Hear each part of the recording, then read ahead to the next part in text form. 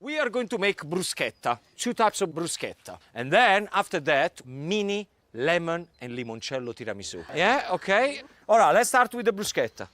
So the way to do it is this. You put a little bit of extra virgin olive oil on top, very hot griddle pan because you're looking for marks. And the bread should be the thickness of my finger, right? I roughly chop a clove of garlic. In there, I'm gonna put a little pinch of salt. And then I'll just crush like this. Can you see what's happened? Yeah. It becomes like a puree. This is a good tip for you, Justina. We all know that you love your garlic. So that it goes straight into the tomatoes. In there, we're gonna put the basil and then a little bit of extra virgin olive oil. Then you very gently fold it. So far, we got a classic bruschetta. Guys, it's as simple as that. For this one, we got the gorgonzola cheese. We're gonna add a little bit of Parma ham. We're gonna put a little bit of honey on top. Then, on top of that, we're gonna put some crushed pistachio nuts. And they just look sexy. You know, instead of olive oil that you put in at the beginning, can you use butter instead? Sorry, it's not like I'm not gonna answer. I'm completely ignoring you on that question. Asking for a friend, you never know. Okay, now we're gonna go for the tiramisu. We need to separate the eggs first. You run the egg white through your finger, and then you get the perfect egg yolk. Now, first thing you do is the egg white. As soon as it starts to foam up, we go with the sugar, yeah? Now, how do you know when the egg white is done? Huh? You can tip the bowl upside down. But on your head. See, I'm confident that mine is done. Oh. Okay? Only at this point, you're gonna go for the egg yolk. And you want the egg yolk to be beautiful and pale. Now in there, we're going to straight away add the mascarpone cheese. Okay. Egg white into the mascarpone. And you fold it in.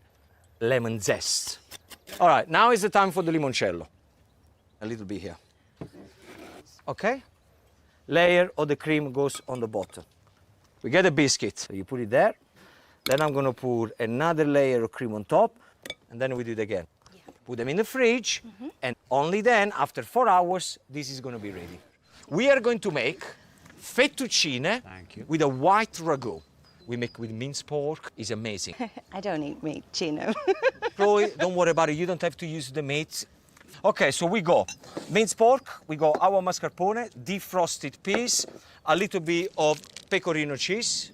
Just be careful the way you pronounce it, because pecorino with an O is the cheese. If you put an A at the end and you call it pecorina, that means get closer. That means doggy style in Italian. And if you ask for pecorina in Italy, you will get it. Okay, so what we're doing, I'm gonna put a little bit of extra virgin olive oil, and then we're gonna put the onions, and that's the base.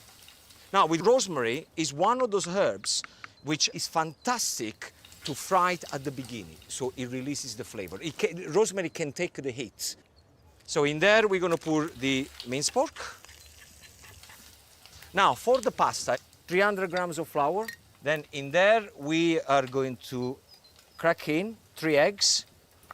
Andy, do you cook? I do. Mainly Asian, some Spanish, not too much Italian yet. Kia, can you cook Italian food? I can make a lasagna, not with fresh sauce or with fresh pasta. Okay. I can Not with warm fresh it. sauce and with fresh pasta, yeah? So a frozen lasagna that you get. Once the flour starts to absorb the egg slowly, you need to get your fingers in there and do it together. You can pretend that you are in the movie, you know, Ghost. There we're gonna add the mascarpone now. Now we need to deal with the pasta. I'm just intrigued to see how you're going to cut this in equal, See what I'm doing here? parts of pasta, you know? Equal? Yes. Nobody said equal. No, but equal. We are in Italy, we don't do anything equal. We do things, as we say in Italian, very willy-nilly.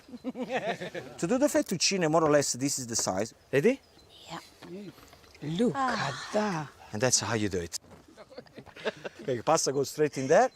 And then the last 30 seconds, we get the pasta and the sauce together. Right there. So each strand of pasta absorbs the flavor of the sauce. And the last ingredients we're going to add is truffle oil. Just drizzle on top. I'm gonna do a beautiful ravioli with ricotta cheese, spinach, nutmeg, an Italian classic. But you can fill your ravioli with whatever you want. So together, make the choice of what is it going to be in the filling. I've already done my dough, and you just put your pasta in there. And tend to use the back of your hands when you roll pasta. Don't use the palm, because those are the hot part of your hands.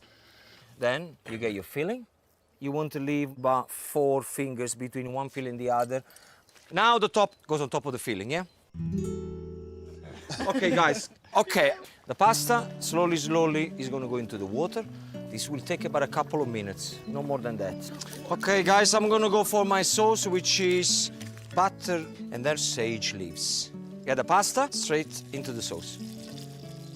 And I think this is perfect for a date also because it looks beautiful. Remember, it's 50% cooking and 50% love. There you have it.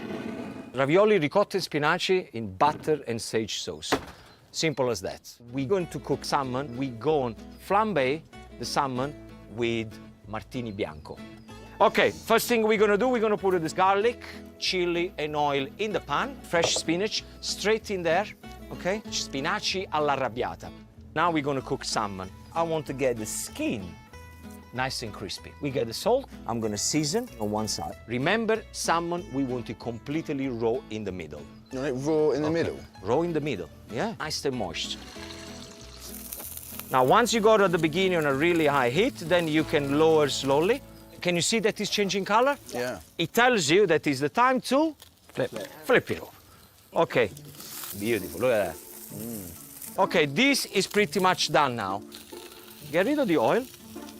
Then very simply, you get your Martini Bianco. Goes in there. In there, we're gonna put a little bit of double cream. You get the spinach, like that. Now, the sauce, just put a little bit on the salmon. It's as simple as that.